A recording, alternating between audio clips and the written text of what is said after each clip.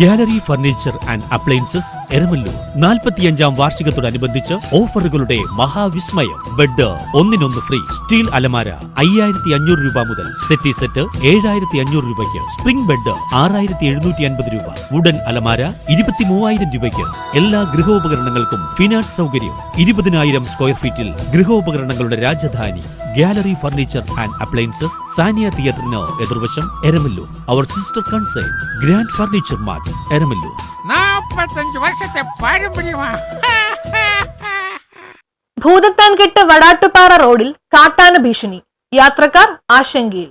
കോതമംഗലം താലൂക്കിലെ ഭൂതത്താൻകെട്ട് വടാട്ടുപാറ റോഡിൽ കാട്ടാനക്കൂട്ടങ്ങളുടെ സാന്നിധ്യം യാത്രക്കാർക്ക് ഭീഷണിയാവുന്നു. പെരിയാറിന് കുറുകെ നിർമ്മിച്ചിട്ടുള്ള ഭൂതത്താൻകെട്ട് കഴിഞ്ഞ വടാടുപാറ റോഡിലാണ് കാട്ടാനക്കൂട്ടങ്ങൾ രാത്രി തമ്പടിക്കുന്നത്. ഇത് പതിവ് കാഴ്ചയായി മാറുകയാണ്. ഭൂതത്താൻകെട്ട് അണക്കെട്ടിന് സമീപമുള്ള ഫോറസ്റ്റ് ചെക്ക് പോസ്റ്റ് കഴിഞ്ഞുള്ള ഇടമലയാർ ജലസേചന പദ്ധതിയുടെ കനാൽ കടന്ന് പോകുന്ന ഭാഗം മുതൽ എസ് വളവ് വരെയുള്ള ഭാഗങ്ങളിലാണ് കാട്ടാനക്കൂട്ടങ്ങൾ റോഡിൽ ഇറങ്ങി നിൽക്കുന്നത്. ഇടമലയാർ തുണ്ടം വനമേഖലകളിൽ നിന്നും കുഞ്ഞുങ്ങൾ ഉൾപ്പെടെയുള്ള ആനക്കൂട്ടങ്ങളാണ് ഇവിടേക്ക് എത്തുന്നത്. കുട്ടമ്പുഴ പഞ്ചായത്തിലെ 5 വാർഡുകൾ ഉൾപ്പെട്ടതാണ് കുടിയേറ്റ ആദിവാസി ഗ്രാമമായ വടാട്ടുപാറ.